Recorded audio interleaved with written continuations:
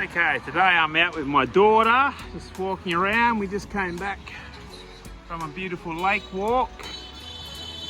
So I might just show you, give you a quick look what's it like walking through a Chinese city. I might just put it on time lapse for you.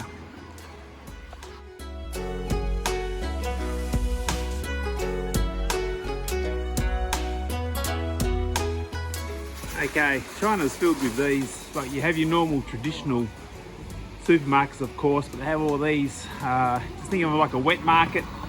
You probably know the name from back in the coronavirus days. But they're nothing like that. They don't have live animals or nothing. Just get like fruit and veggies. And the only live stuff they have is like seafood. Very common. All the cities have them.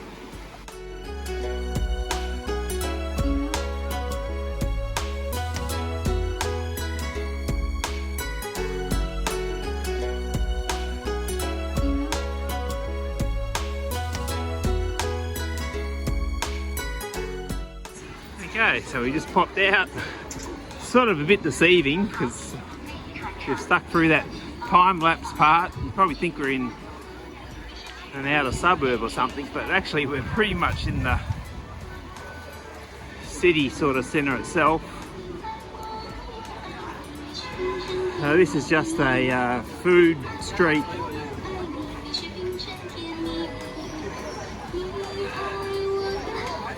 It's a Friday afternoon, about 1 o'clock, and it's a national holiday today. It's tomb sweeping day. Hey now.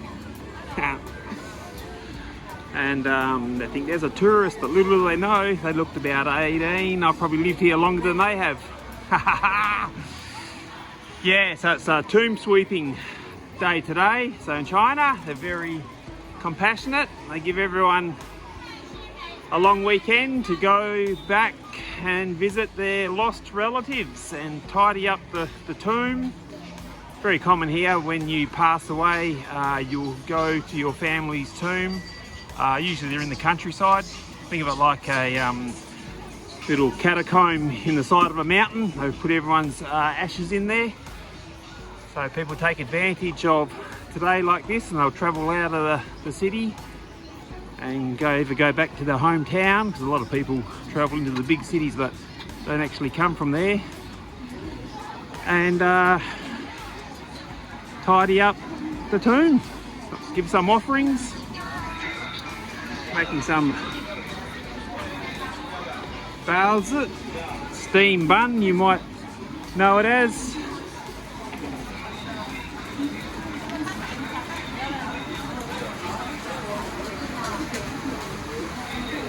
Some sort of fried eggplant.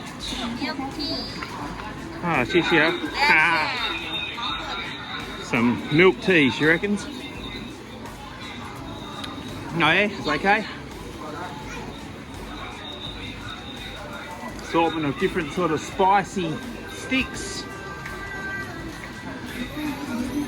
So we're not very far from those things. From a tourist sort of area in the city I'm in. Oh, these are quite common now. See, this has all Russian produce. We never used to have that. I only really seen them pop up sort of mid-year, or maybe the start of the year. But my wife said there was a news bulletin, just be wary, because well, there's some they're called Russian duty free,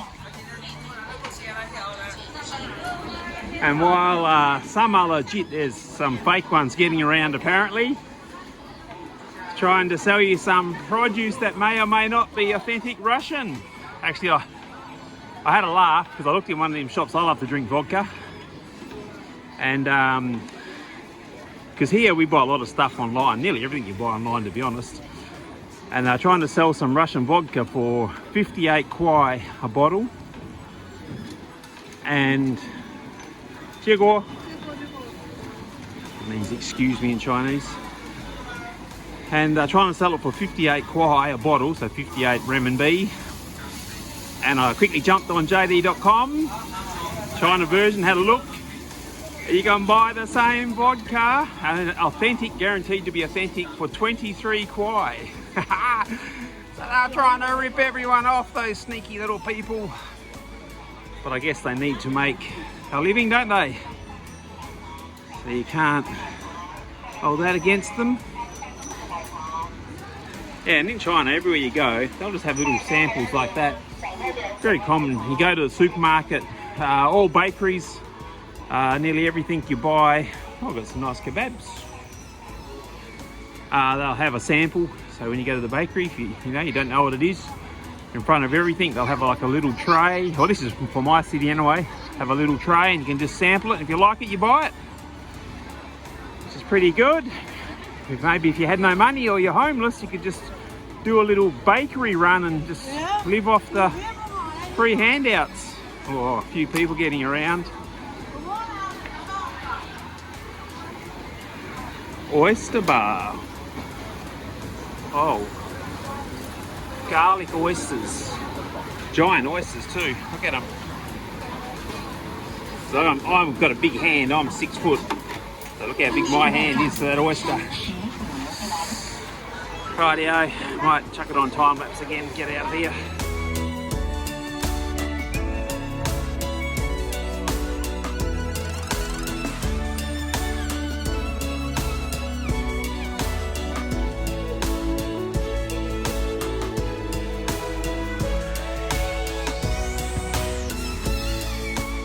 Okay, we'll probably call that a wrap. That was pretty boring, wasn't it?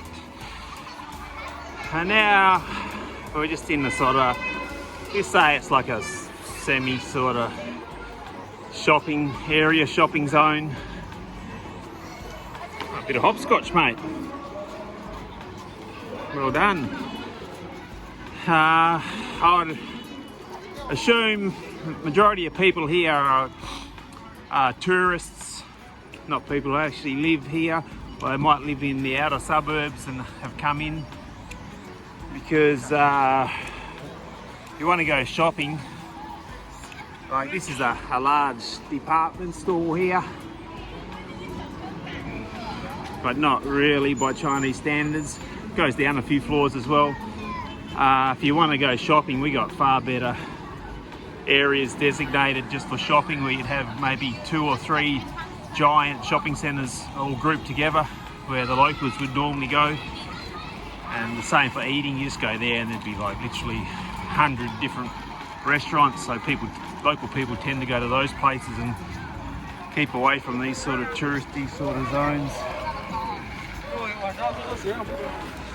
So I need to go down here into the subway